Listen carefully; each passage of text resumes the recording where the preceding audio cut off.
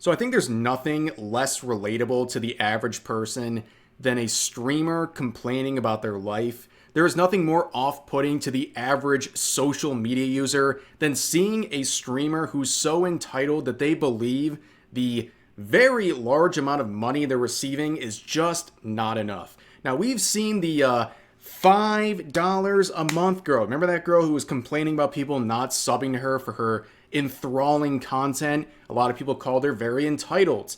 She might have been dethroned by this individual, this snow cone person who is complaining about a $10,000 a month Twitch paycheck. Because apparently, $10,000 a month from a single source is not enough to sustain her lifestyle and the supposedly necessary investments she needs to make for her career.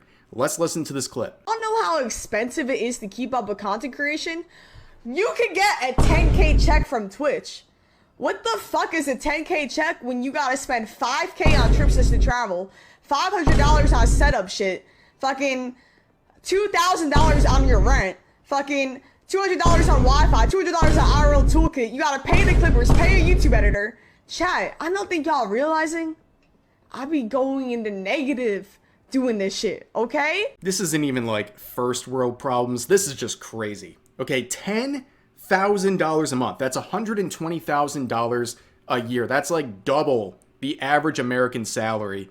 And this person can't even figure out how to live. I mean, looking at the list, the laundry list that is given here of all of her expenses, everything is easily solvable. There's an easy alternative or a solution to every single thing. Honestly, all this reads like she's trying to game the IRS or something, right?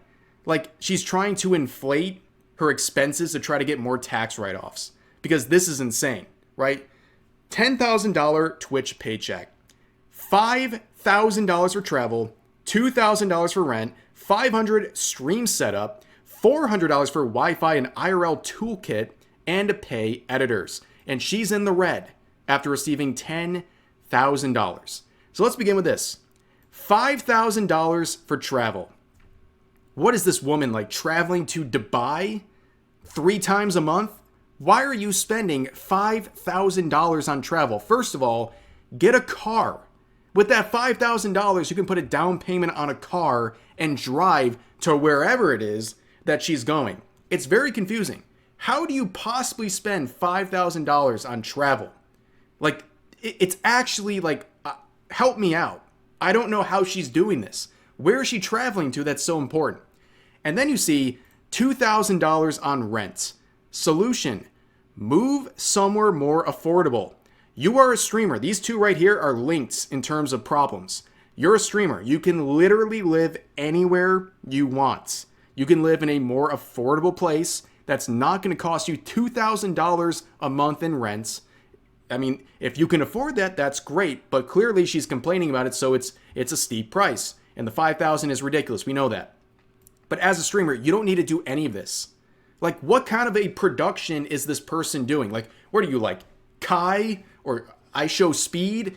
Someone doing, like, these crazy, huge events? No, you're not. You're just, like, playing, I don't know, whatever she plays in front of a Twitch audience. Like, you don't need to do any of this. This $7,000 a month is completely wasted. Then we have the $500 for stream setup. Like I said, I feel like she's trying to game the IRS, because what does this even mean?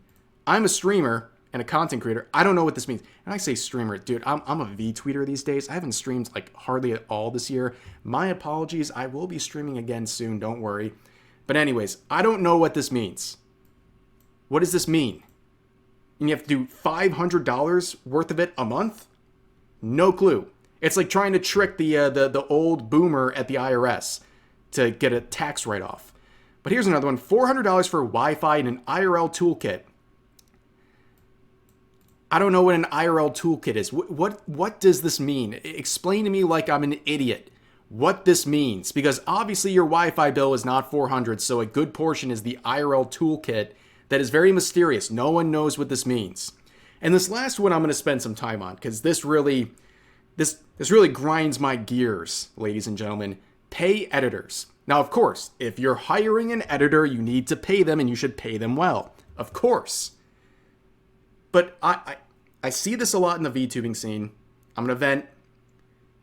I don't think 90+% of the people who use editors need an editor or they're in a position to hire an editor. Okay, I see people who quite literally have a minute, tiny following, and they might post like a YouTube video, a compilation or something of their streaming content, and it'll get like 70 views.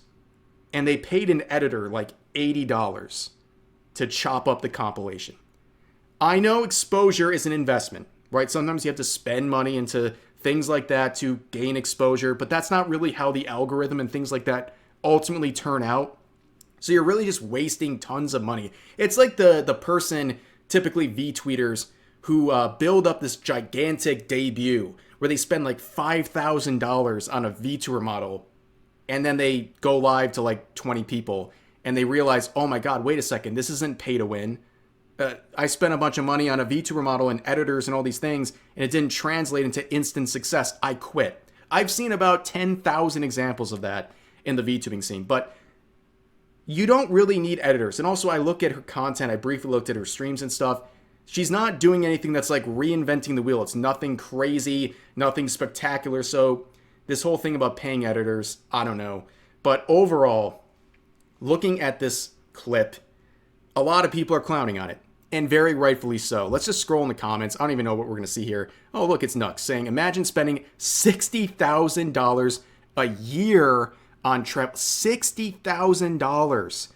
A lot of people, the average Joe, doesn't even make $60,000 in many cases. Can't budget $120,000 a year, literally a skill issue. $5K a month on travel is insane.